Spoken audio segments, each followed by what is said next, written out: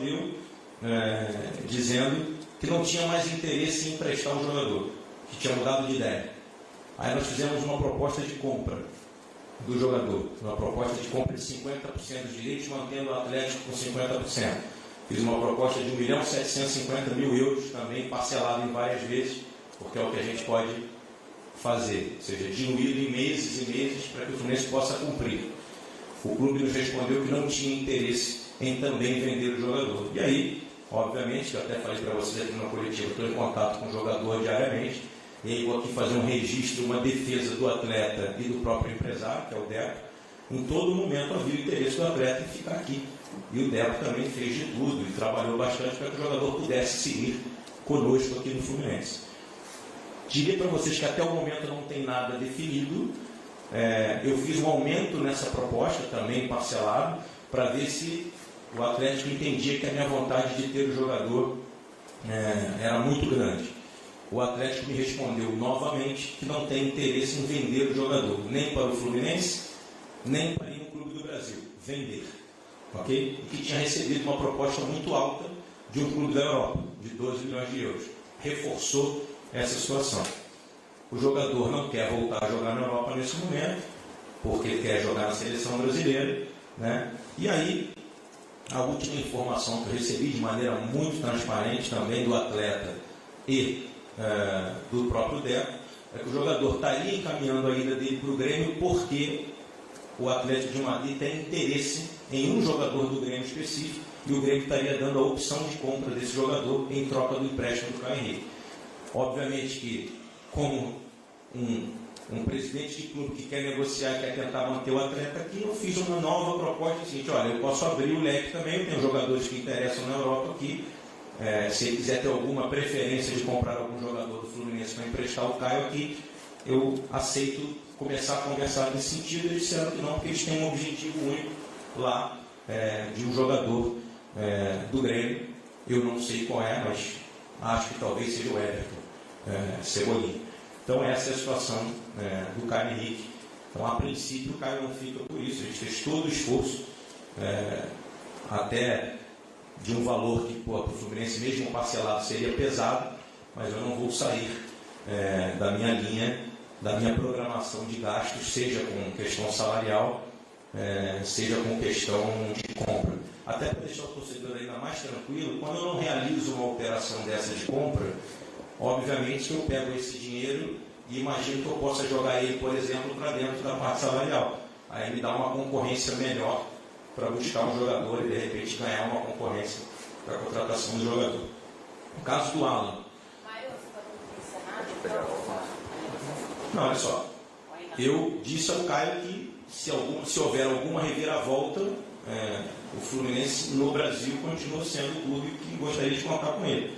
E ele me respondeu: presidente, se mudar alguma coisa, se o Grêmio e o Atlético não se acertarem, eu volto a conversar com o Atlético. Mas me parece que é um clube com bastante duro na negociação, mas que diria que hoje, nesse momento, a gente, a não ser que haja uma reviravolta lá, a gente estaria dando por encerrado. Mas, se não fechar lá, ele sabe, a gente se falou, inclusive, que eu contei. A gente se fala, por isso que eu fiz questão aqui de dizer que o atleta tinha todo o interesse em ficar, mas ele não tem nenhum poder, nesse momento. A outra opção é que dizer que ele volta, né? E acho que ele não quer voltar para lá. O caso do Alan, a situação é semelhante. Em que sentido? O Liverpool disse sim para nós que tinha interesse em vender. Eu fiz uma proposta também por 50%. O Liverpool me respondeu dizendo que só tinha interesse em vender 90%, ficar com 10%.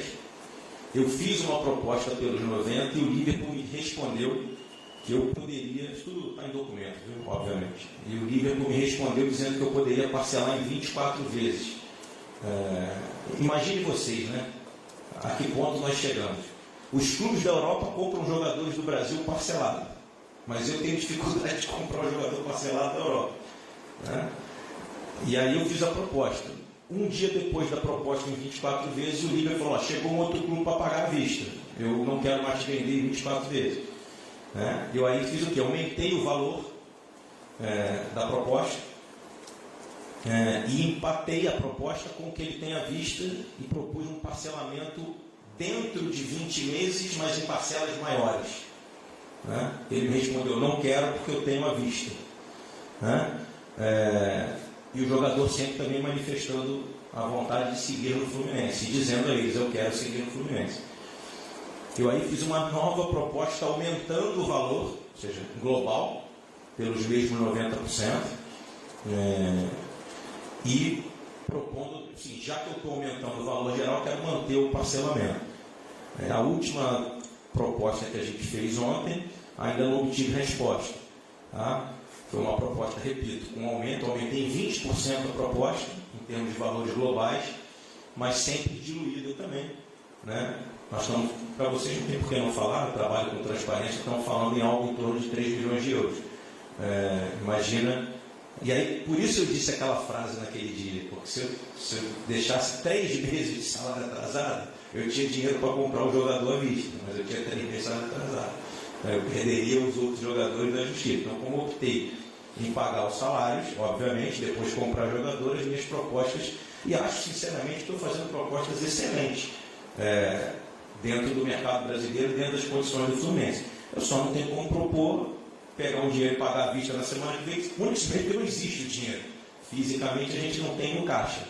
Como a gente tem previsões de receita ao longo do próximo ano, a gente está sempre propondo dessa forma.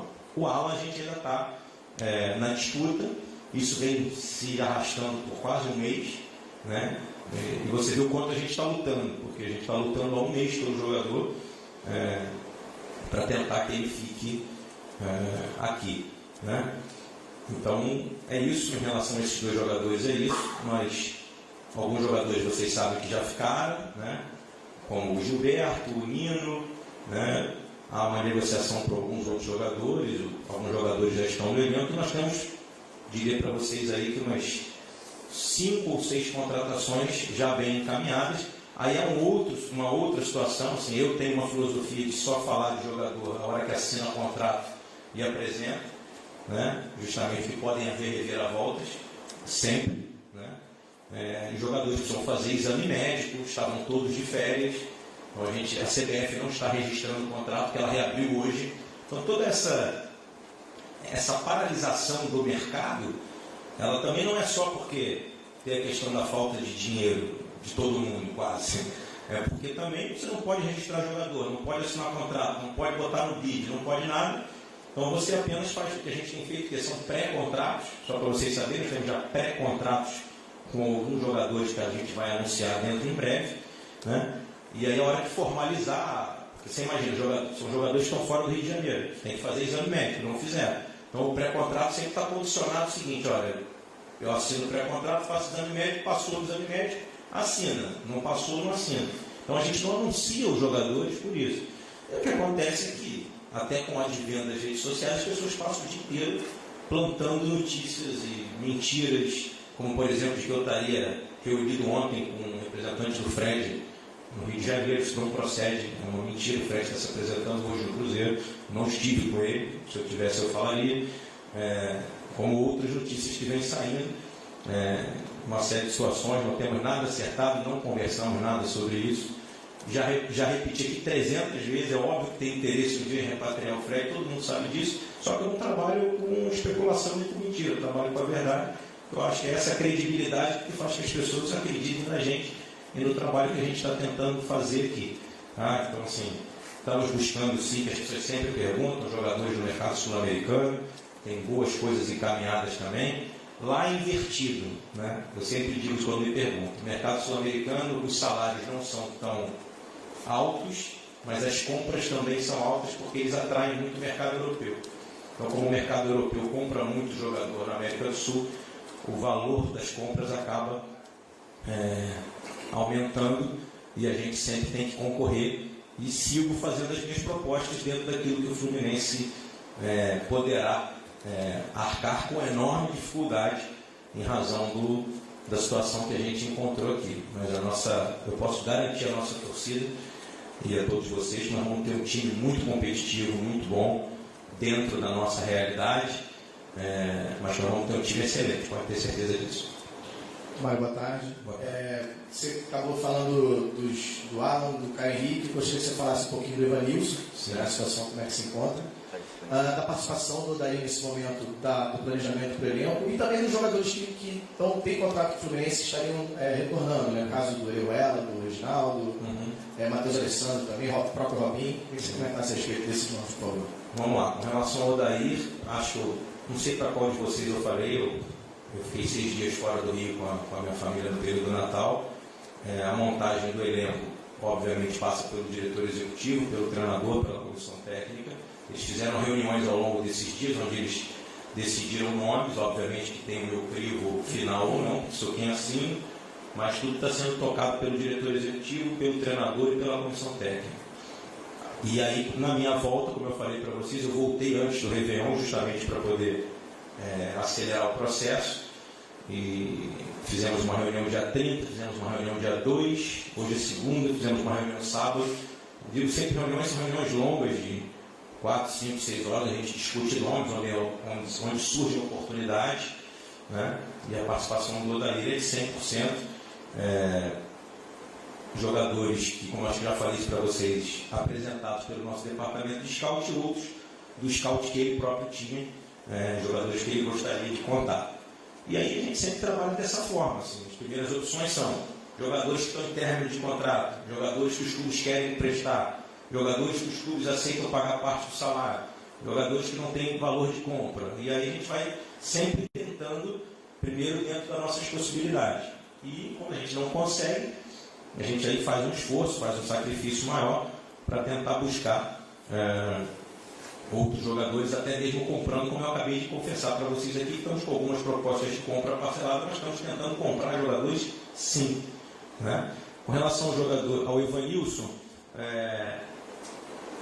temos uma reunião hoje, final do dia. Continuamos com possibilidade de contar com o jogador, ainda em negociação, diante da situação que eu encontrei, jogador com o contrato terminando, não quis renovar no final da temporada, quis esperar o contrato chegar ao final para negociar. Já falei sobre especificamente a operação que está sendo feita. Sobre os jogadores que estão em retorno, o Robinho, há uma proposta para ele para um outro clube, mas tudo isso está tocando o diretor executivo. O Reginaldo também há uma proposta para ele. Você me perguntou sobre o Orejuela. O Orejuela é um jogador que a gente queria muito contar com ele. O treinador gosta demais do jogador. Só que, acho que até saiu na imprensa, o jogador manifestou que não tem interesse em voltar ao Brasil, né? Não tem interesse em voltar para o Fluminense. Obviamente que a gente podia ter exercido o nosso direito de mandar ele se representar no dia 8, mas eu não quero jogador que não quer jogar aqui. E aí, diante disso, a gente recebeu uma proposta de um clube do México, tá? Estamos avaliando, negociando, mas há uma possibilidade que ele seja vendido para um clube do México os 60% que a gente tem, num valor que a gente acha bastante interessante, também parcelado. A proposta é em parcelas, também não é à vista, que todo mundo compra parcelado.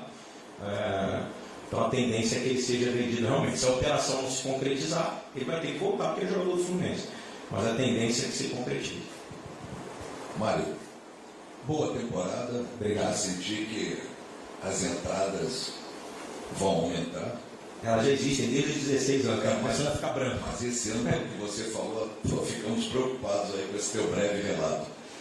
Duas perguntas rápidas. A primeira, em termos dessas dificuldades que o Fluminense terá ao longo da temporada, a adequação que os clubes estão tentando fazer, não é só o Fluminense, todos estão tentando fazer. O Carlos Augusto Montenegro ontem deu uma declaração ao microfone da Tupi exclusivo, dizendo que é a favor da criação de uma liga, porque os clubes estão em processo de falência e que a CBF deveria se preocupar apenas em formar a seleção em toda a sua existência, da base até a principal, e esquecer os clubes. E chegou a lembrar o Clube dos 13, dizendo que seria favorável a um novo movimento dos clubes para que eles não sofram qualquer tipo de falência e que alguns clubes estariam sendo procurados. O Fluminense foi procurado. Você tem conhecimento dessa informação? É a favor dessa informação? Uma segunda rapidinho. Em relação a dois jogadores, Nenê e Ganso, houve alguma conversa para que haja uma adequação de salários, porque a gente sabe que os salários são altos, enfim, ou não procede isso? Não. Vou começar pelo final, então. Em relação a Nenê e Ganso, não houve nenhuma conversa para isso, até dentro do mesmo contrato, pelo princípio da redutibilidade salarial previsto na consolidação das leis do trabalho. O que poderia acontecer era rescindir, fazer um novo contrato, mas mesmo assim é bastante discutível no seu trabalho essa questão. Óbvio que o jogador tem o poder de querer fazer um novo contrato e reduzir, sim, mas não houve essa conversa, até porque as pessoas falam desses dois jogadores, desses dois salários, como se eles estivessem fora da realidade do Fluminense. Não estão.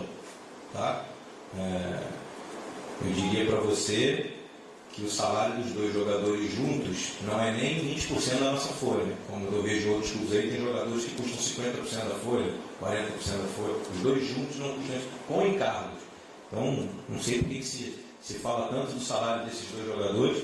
São dois jogadores de meio de campo que eu posso afirmar a você que ganham, em média, metade do que ganha a maioria dos laterais dos clubes grandes do futebol brasileiro.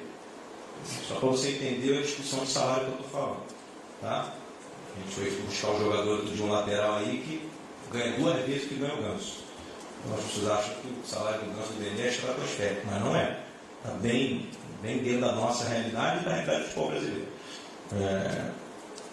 Com relação ao que o Montenegro falou, existe um movimento de uma associação, não de uma liga. Primeiro, até onde eu sei, você me perguntou para mim, até onde eu sei, existe um movimento de uma associação, de montar uma associação de clubes para discutir os direitos comerciais dos clubes, cotas de TV, direitos internacionais de televisionamento. Há esse primeiro movimento, e que eu não vi, por exemplo, até o momento também, nenhuma manifestação contrária por parte da CBF. Ou seja, vocês podem se reunir para discutir. E aí, o que acontece no futebol brasileiro? Existe, normalmente, não por maldade, mas existe uma falta de unidade, porque os presidentes trocam nos clubes, né? Você começa uma discussão com uma gestão, troca para outra.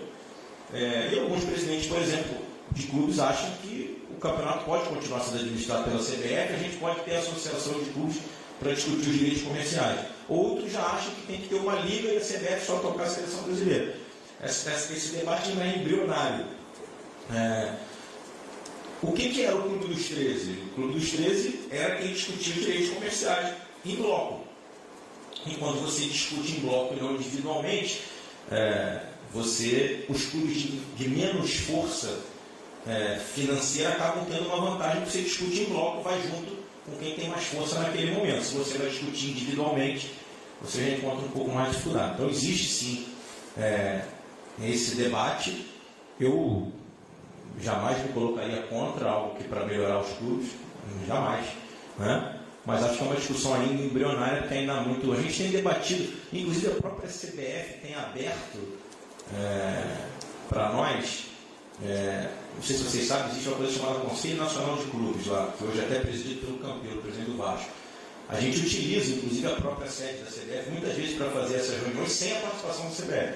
Tá? Quando a gente discute associação de clubes, essas coisas lá, a CBF tem aberto as portas para isso. Então, eu acho que a própria CBF tem a visão de que o campeonato, do jeito que está, com a divisão de cotas do jeito que é hoje, o campeonato vai ficar cada dia menos atrativo. Você vai ter um pequeno bloquinho ali e um blocão embaixo saindo do tapa, por questões financeiras, porque você não consegue chegar perto, né, de quem tem um faturamento astronômico. Óbvio que o faturamento não vai ser igual nunca, como não é em empresas, mas tem que haver minimamente um equilíbrio de competitividade, como existe nas grandes ligas do mundo. Porque se a gente não olhar futebol com paixão, como é que você faz torcedor? De pai para filho, né? Hereditariamente, e ganhando título. A gente sabe disso, né? E você tem que oportunizar que as outras marcas também consigam disputar em igualdade de condições, ou minimamente em igualdade de condições, que hoje, com a diferença de aporte financeiro, é muito grande. E aí, repito, tem 2 caminhos. Ou a gente começa a reconstruir, como a gente está tentando fazer aqui, para ganhar credibilidade, atrair mais receita, atrair o nosso sócio torcedor, que eu sempre digo que vai ser o nosso maior patrocinador, insisto, porque é assim, né? Outro dia um torcedor me parou na rua e falou assim, poxa, o Bahia está conseguindo contratar. Eu falei, mas estão fazendo um trabalho lá de 7 anos. Eles hoje têm o dobro de sócio futebol que nós temos, o dobro. Eles construíram para isso. Então eles pegam todo o dinheiro do sócio futebol e colocam no futebol. Eles estão zerados de dívida? Não, mas eles equacionaram as dívidas, eles conseguem pagar as dívidas, pagar os funcionários e ter um time de futebol, né? O que a gente está tentando fazer aqui é justamente isso, e criar credibilidade para as pessoas que tenham vontade de jogar no Fluminense, para que alguém tenha vontade de expor a nossa camisa, para que alguém tenha vontade de trabalhar no Fluminense, ou lá os caras estão trabalhando com os pés no chão. A gente precisa trabalhar com os pés no chão. A outra hipótese é fazer o que eu falei no início da coletiva. Acertar um jogador por um valor astronômico que não tem nenhuma condição de pagar, deixar virar um processo na FIFA, ficar 4, 5, 6 meses para atrasado, empurrar para o próximo presidente, aí de repente entregar o que as pessoas querem, né, que é o pão e circo, né? Ah, tá aqui, ó, fizemos, contratamos todo mundo, ganhamos aqui o título. Olha aí, a gente tem um exemplo claríssimo agora, que é o Cruzeiro. Estourou e agora eu acho que tem uma situação dificílima para sair. Contratos longos, né? E foi até curioso porque vários caras vão subir o clube, empresários, só que o cara tem que, quando o cara senta na cadeira, ele nunca leu a Lei Pelé. Aí quando ele descobre que o jogador tem um contrato de mais 3 anos e tem que pagar o contrato todo até o final, ele falou, é porque ele acha que ele vai implementar no clube de futebol os métodos que se entregam com um funcionário comum. Onde você tem uma empresa com 500 funcionários, manda você embora, paga o aviso prévio com um ticket médio de R$2.000 de salário e resolve o seu problema. Enxuga custo e segue. Aqui não, amigo. Aqui você tem que contratar os caras que ganham 300, 400 mil por mês e continuar pagando o que saiu. Que a lei diz que tem que pagar tudo até o final. Que é uma das minhas grandes lutas de minimizar essa cláusula de saída. Porque se o jogador dá errado, você continua pagando ele para jogar no clube do irmão. O que acontece? Eu falo isso para você, fui vice-presidente de futebol aqui, estou dizendo, o Fluminense presta jogador e paga salário pedaço do outro clube, todos fazem. Porque é assim que funciona. Porque a lei diz que se você mandar embora, como fizeram aqui no ano passado, recente, mandaram pelo WhatsApp, virou uma dívida de 100 milhões. Hoje eu tenho as contas bloqueadas porque alguém não teve o equilíbrio para chegar para 5 jogadores ou 6 assim, vou te emprestar aqui, vou pagar 20% do seu salário, então vai embora, tchau. Aí virou 100 milhões de reais. Então, quem está sentado aqui na cadeira precisa ter o cuidado de entender que isso aqui não é uma brincadeira. Isso aqui é sério para burro. E apesar de ter cifras altas, a gente tem que ser austero para que o clube tenha perenidade, para que o clube sobreviva. Que é um trabalho que a gente vem fazendo. Como eu falo, é plantar árvore para alguém sentar na sombra no futuro. Mas não tem problema nenhum. O legado é esse. E repito, mesmo assim, vocês vão ver que a gente vai conseguir ter um time forte, um time competitivo, mas sem fazer loucura, sem destruir o caixa do clube, sem criar dívidas astronômicas para deixar para o próximo. A gente precisa mudar a cultura do futebol brasileiro. Aqui, presidente, boa tarde. Boa tarde. Eu queria perguntar sobre 2 questões que nas coletivas do ano passado você disse que iam ficar para janeiro desse ano. A primeira é a questão do portal da transparência. Final de janeiro. Janeiro acaba dia 31. Estou cobrando o dia 6. Não, essa questão é uma atualização, já. Não, e também o... Já está bem adiantado, tá? E também a questão dos novos programas de sócio-torcedor, que também ficaram a ser lançados agora, se você pudesse falar um pouquinho mais sobre isso também. O portal da transparência, para você entender, já foi contratado, já está montado. O problema é que agora tem inserção de dados. Você imagina que a gente tem que inserir dados ali, de números, de funcionários, que aquilo vai ser o retrato, o que vocês veem no balanço vai ser ali. A gente vai ter que fazer meio que um balanço mensal. Isso vai dar um trabalho, óbvio, vai ter que ter uma pessoa atualizando esses dados. Mas assim, o porta-aviões está ali já. Agora tem que fazer os aviões levantarem. Mas já está montado e até o final de janeiro você já vai estar vendo mesmo. Senhor. Não é verdade, já vai estar acessando o site.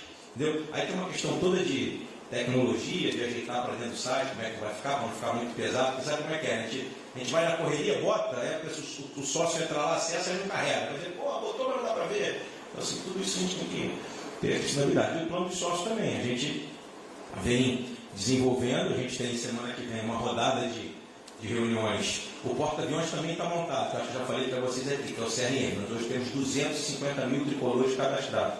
Na hora que estiver pronto, esses 250 mil vão receber as nossas propostas de novos planos de sócio. Tá? Mas a gente está desenvolvendo, porque tem toda uma questão que envolve o marketing, enfim, do encantamento do torcedor, ou seja, da gente poder criar planos interessantes, fazer, usar mais, né?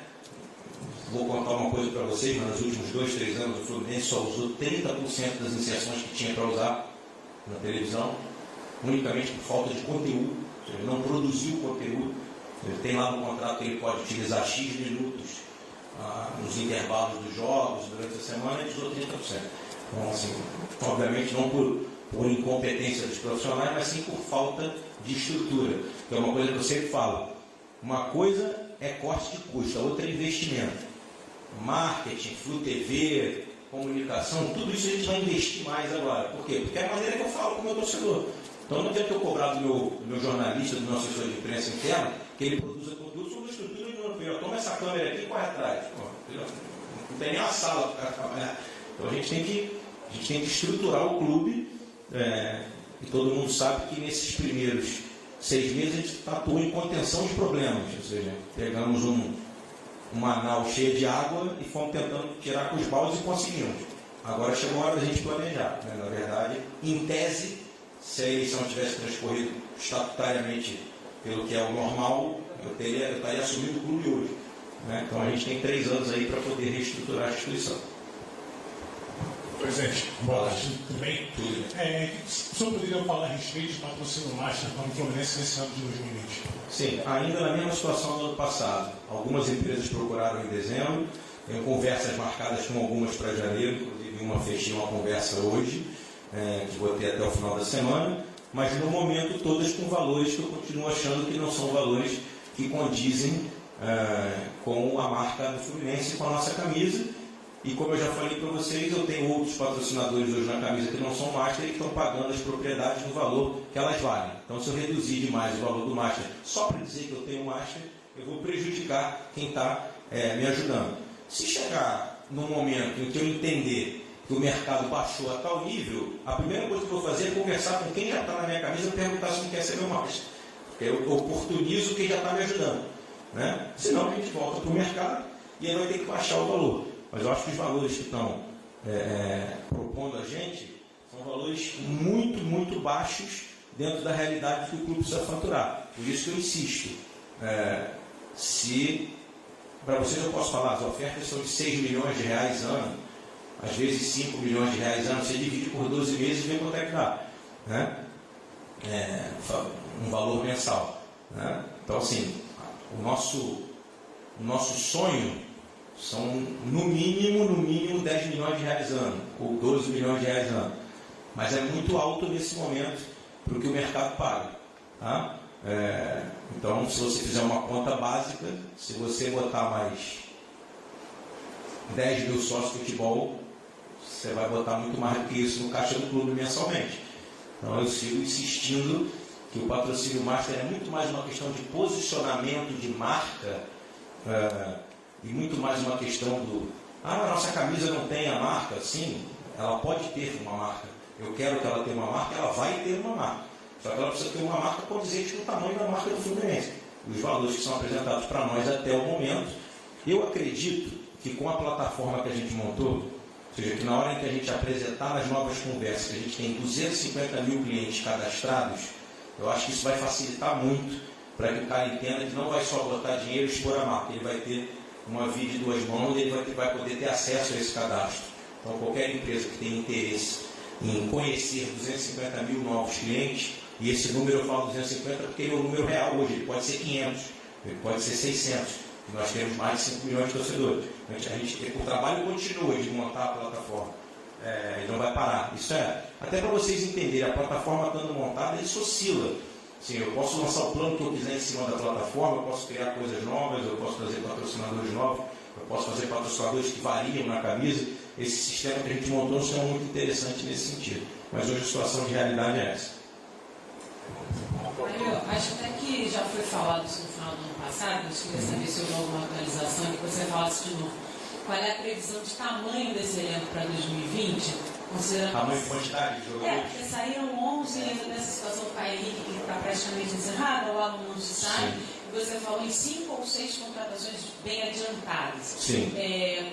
A ideia é uma redução? Você quer fechar em quanto? Ainda vai ter o time de aspirantes? O que muda para 2020? Então, eu acho que o Paulo falou isso aqui da última vez. A gente trabalhou ano passado com mais de 30 jogadores.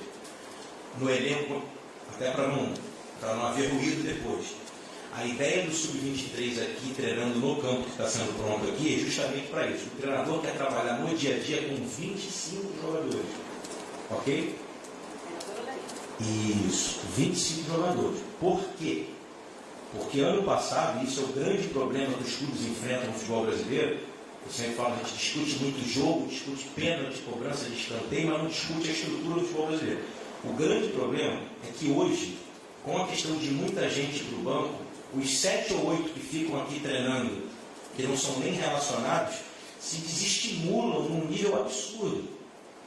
E por que a ideia do Sub-23? Foi uma ideia do Paulo, porque ele falou que na década de 80, como ia muito pouca gente para o banco, eram 5 no banco, o jogador não se sentia alijado do processo. Ele dizia assim, bom, tem que treinar com no mínimo 25, mas só vão 5 para o banco, eu estou aqui.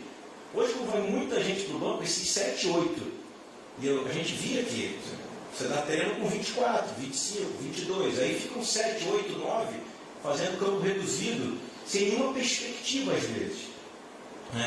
Então, assim, há já um entendimento. O Odair, quando fez o curso da CBF, inclusive, ele veio com esse entendimento. A maioria dos treinadores hoje quer reduzir o número de jogadores que ele trabalha no dia a dia. A opção que nós teríamos era, deixa assim e fica trazendo jogadores do Sub-20. Só que, assim, nós já temos alguns jogadores aqui em cima, outros que, até já para adiantar, outros que vão voltar da Copa São Paulo e vão ser integrados já aqui em cima. Né? Inclusive já estiveram aqui conosco. Dá um exemplo, um deles esteve com a gente aqui, o Calegari esteve com a gente durante o ano, o próprio zagueiro fez o gol ontem, o Luan treinou várias vezes com o profissional ano passado, integrou aqui em cima, mas a ideia do Sub-23 qual é? Treinar no mesmo horário e poder que você tenha o teu time da casa mesclado entre jogadores do Sub-20, esses jogadores que você está dizendo aí que em tese ficariam acima dos 25, né?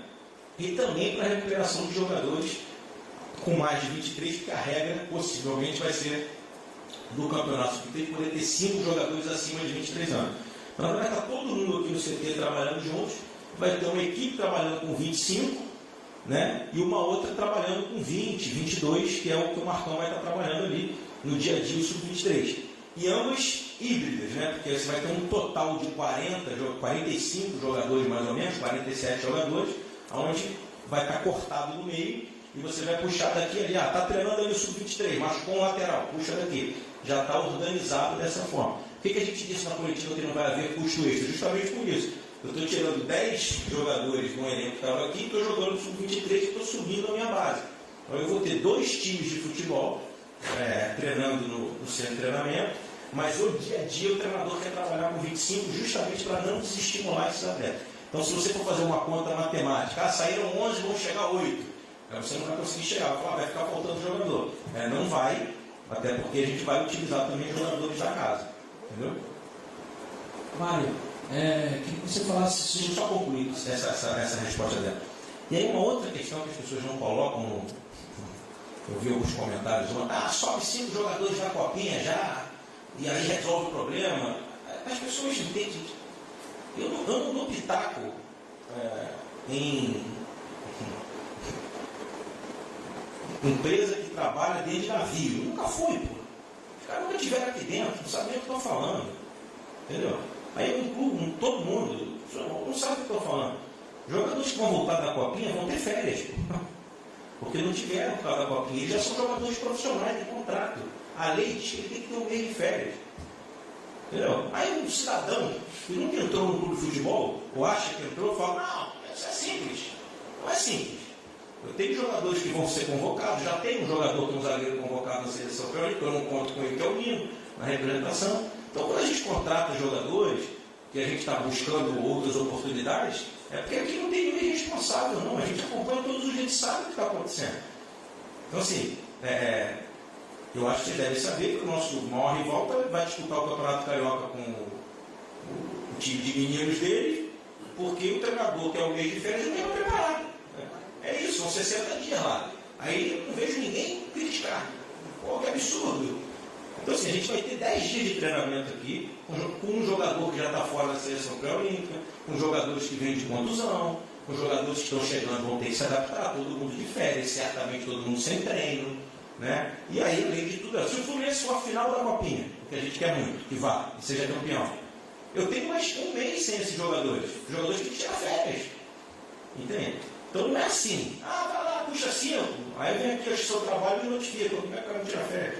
Mesmo sendo menino, ele é um profissional de futebol. Assinou o primeiro contrato com 16 anos. E outra coisa, é um time super jovem. O time que está jogando a Copinha é um time super jovem ainda. Ainda com jogadores que precisam de muita maturação. Então a gente vai.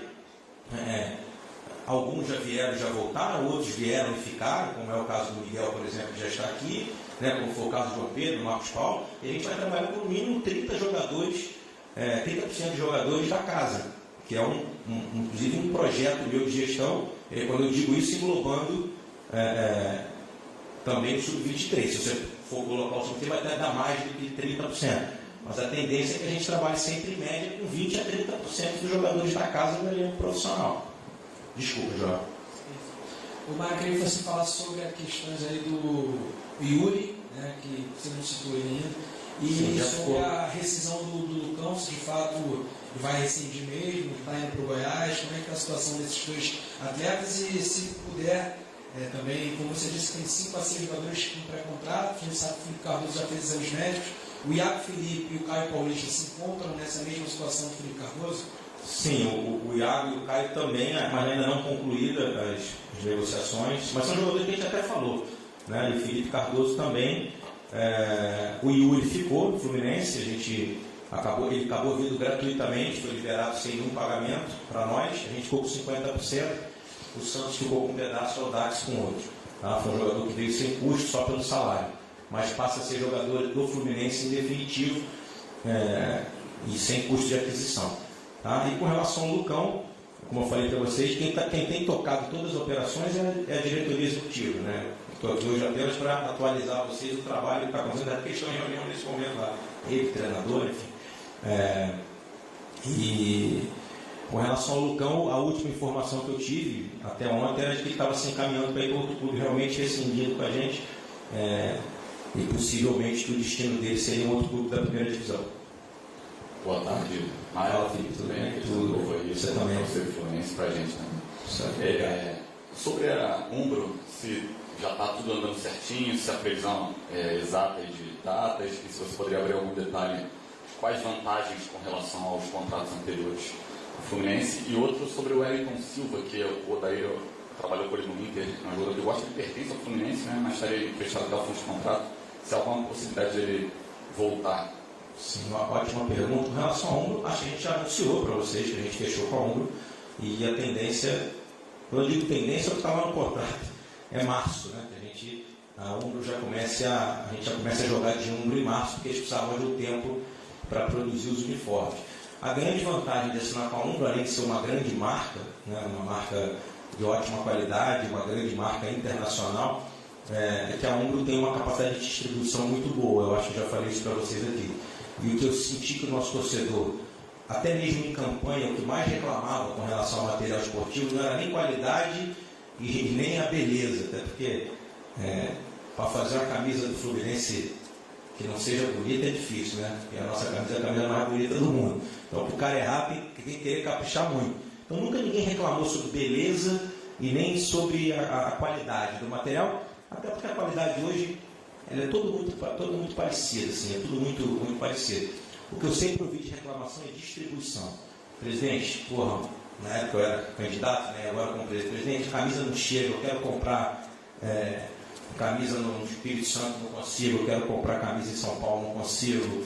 Meu pai mora na Paraíba, por exemplo, é tricolor, tentou comprar camisa do Fluminense lá várias vezes, não consegue, o material não chega, né, e não chega nem no Rio de Janeiro. Né? Então, a Umbro tem uma capacidade de distribuição muito boa. Como a gente tem o nosso projeto de loja, das lojas próprias do Fluminense, e ele está em expansão, né? A gente já tem algumas outras lojas que foram abertas esse ano. Nós temos um projeto grande de expansão das lojas. A Umbro se mostrou muito parceira nessa questão de expandir as nossas lojas e fazer com que o nosso material chegue mais rápido ao nosso torcedor, né, e com grande variedade, que também é uma grande reclamação. Daí em diante a gente tem que esperar o início do trabalho para ver como é que vai funcionar, mas a gente tem muita certeza de que vai dar tudo certo, porque o Grêmio está muito satisfeito, os outros clubes que a gente consultou, outros clubes estão muito satisfeitos com o trabalho da Umbro, então acho que a gente agora a gente já vai acertar. A outra pergunta, o Wellington Silva. Primeiramente, para explicar também aos torcedores, o Wellington Silva é realmente jogador do Fluminense, mas o que foi deixado aqui é um contrato de empréstimo até o final do contrato com o Fluminense. Só para vocês entenderem. O contrato dele com o Fluminense Federativo terminaria em julho de 20 e ele foi emprestado até julho de 20. Portanto, ele é jogador do Fluminense, mas não é jogador do Fluminense, porque acabando o empréstimo lá, acaba o vínculo definitivo conosco. Então, dependeria muito de uma liberação do Internacional e dele se resolver com o Internacional para poder voltar, né? É um jogador que agrada demais o treinador, porque eles trabalharam juntos lá. É um jogador que agrada demais a nós no Fluminense, um jogador feito na casa, um jogador que às vezes esteve por aqui, teve um excelente rendimento. E as informações que nós temos é que o jogador teria muita vontade de retornar ao Fluminense, gostaria de voltar ao clube onde ele nasceu, ou seja, ele foi criado, e a cidade, né, onde ele gosta de morar, enfim, toda essa situação. Sendo mais transparente ainda, a gente já manifestou também ao jogador que se ele tiver interesse em voltar, a gente teria interesse em repatriá-lo. Mas sem ele resolver a situação dele com o Internacional, a gente não pode avançar, até por questões éticas, porque ele tem vínculo com outro clube, que a gente também tem um excelente relacionamento, e a gente não vai trabalhar dessa forma. Mas existe a possibilidade, sim. Boa tarde, Mário. Boa tarde. Mais uma vez. Você também. Queria te perguntar sobre uma coisa que perguntou muito pra gente, depois que saiu uma notícia que eu acho que você não teve a oportunidade de comentar. Essa notícia que o Fluminense teria sido procurado por empresas a partir desse novo movimento que aconteceu na Câmara dos Clubes e Empresa. Teria sido procurado por investidores e que teria a oportunidade de também fazer uma migração do Clube Empresa. Você já deu a sua opinião sobre o Clube Empresa em outros momentos? Não procede, não foram procurados por ninguém. E queria saber se... Eles inventaram até que fui para Nova York. Eu queria saber se por acaso ele está aberto a receber essas propostas, essas intenções de investidores e discutiria no futuro essa intenção. Investidor a gente está sempre aberto, desde que ele não venha querer arrancar o nosso coração, né? Porque no passado todo mundo que se aproximou quer botar o dinheiro, mas quer a base inteira. E aí, se eu vou receber o dinheiro de alguém e dar em troca a minha base, é o problema que eu sofro hoje. Por falta de receita, eu tenho que vender os jogadores jovens ainda, né, para poder pagar os problemas, né? Você vê que todo mundo vende jogador jovem, até quem tem dinheiro, né? Então, imagina a gente que não tem, precisa vender, né? Tem que vender para ir sair dessa situação. Aí, quanto mais a gente tiver, melhor, mais a gente vai vender por valores melhores e um dia a gente vai demorar a vender porque a gente vai ter outras fontes de receita. Mas, óbvio, que estiver aberto para algum investidor que quiser procurar o Fluminense dentro de taxas de mercado, que a gente possa, obviamente, não prejudicar o clube no futuro, criar uma dívida para o próximo, só para dizer que eu trouxe um investidor, a gente vai estar aberto sempre, e a gente sempre conversa, temos uma equipe financeira muito boa, que inclusive atua fora do Brasil e conhece muita gente nesse sentido. Com relação ao clube empresa, já manifestei minha opinião, acho que é uma discussão que não é uma discussão simplista, nem simplória, é uma discussão perigosa, em vários sentidos. A lei que deve entrar em vigor vai determinar a transformação até o final de 2020. Eu afirmo, os clubes não estão preparados para se transformar em empresa, não estão, ok? E acho que aqueles que se transformarem têm que ter assinados a garantia de que alguém vai entrar e vai botar um caminhão de dinheiro. Porque se transformar e ninguém botar o dinheiro, o imposto vai aumentar, as regras vão modificar e você vai continuar com a dívida do clube anterior. Então, assim, eu sou um estudioso da matéria, participei, inclusive, falo para todo mundo, parece um contrassenso, mas eu participei, inclusive, na elaboração de alguns artigos que ali estão sobre a parte trabalhista, por exemplo, tive a oportunidade de dar a minha opinião, de escrever alguns esboços para aqueles artigos, enfim. Acho que a lei é válida, em que pese a lei pede a dizer claramente que todo mundo pode se transformar em empresa. Está sendo uma nova lei, em cima de uma lei que existe, já pode ser empresa. A questão é que está se criando alguns benefícios que na lei Pelé não tem para o clube fazer essa migração. Tá? Acho sinceramente que lá no futuro vai ter que haver uma extensão do prazo legal. Ou seja, você dizer, você tem que transformar em empresa. Você imagina, nem entrou em vigor ainda, em menos de 12 meses, você fazer uma migração é algo perigosíssimo. Né? Então, eu acho que vai ter que ter uma extensão de prazo. Eu acho que no futuro a lei vai ter que ter alguma coisa que vai dizer, pode ser 2 anos depois, ou pode ser para sempre, pode se transformar em empresa a hora que quiser, que eu acho que é o correto, é o justo, cada um no seu tempo. Né? E acho que antes de qualquer coisa, a gente não pode confundir a palavra empresa com a palavra gestão. Vários clubes no Brasil não são empresas e têm uma ótima gestão. Então, assim, ter gestão é uma coisa, ter empresa é outra. Por isso é que nós estamos implementando no Fluminense regras empresariais.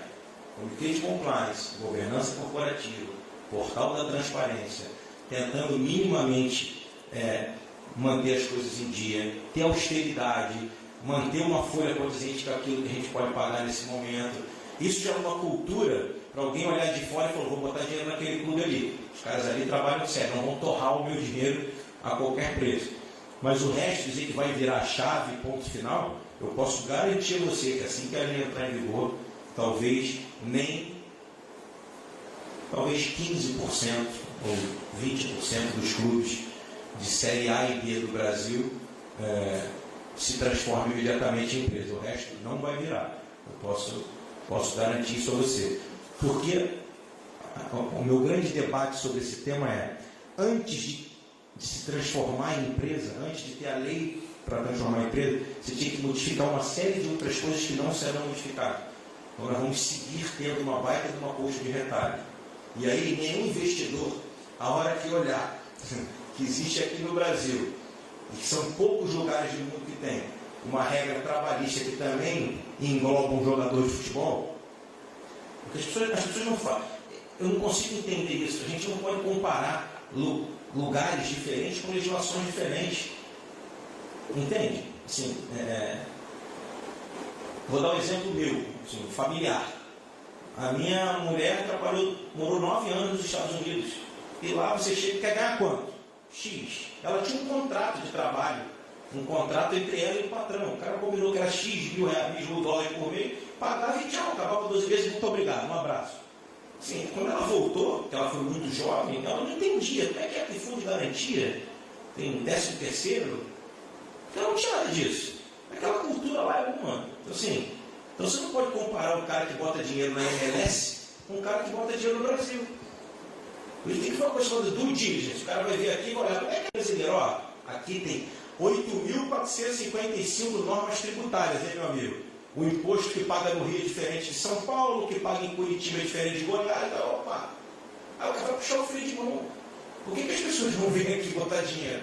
Os caras olham a estrutura e acham que a estrutura é uma estrutura difícil de fazer aporte.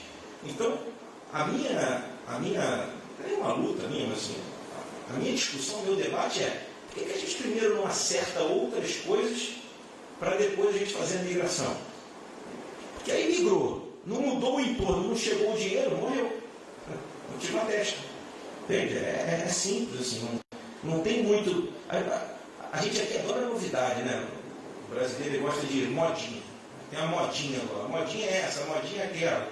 Não tem isso. Você tem que trabalhar com seriedade. A gente tem uma equipe, só para você saber, eu não tenho uma equipe para estudar o clube empresa. Nós temos uma equipe interna nossa que discute clube empresa. Faz reuniões quinzenais. Mas discute com o quê? Com pessoas do mercado financeiro, com advogados que atuam em SA, ou seja, uma série de situações. A gente não está alheio à discussão. Eu só não vou chegar aqui dizendo assim, é isso mesmo, a gente vai virar que vai resolver todos os problemas. Não vai resolver, eu aposto que você que não vai.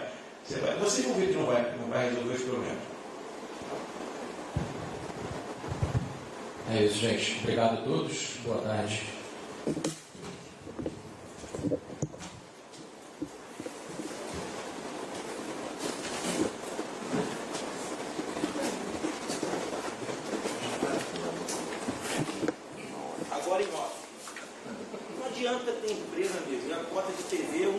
400 e outro não entende. Por isso é que o Montenegro já mudou o discurso. Eu não posso falar isso aqui. Até semana passada a solução do Botafogo era a empresa, agora eles querem a Liga. Porque ele já se ligou.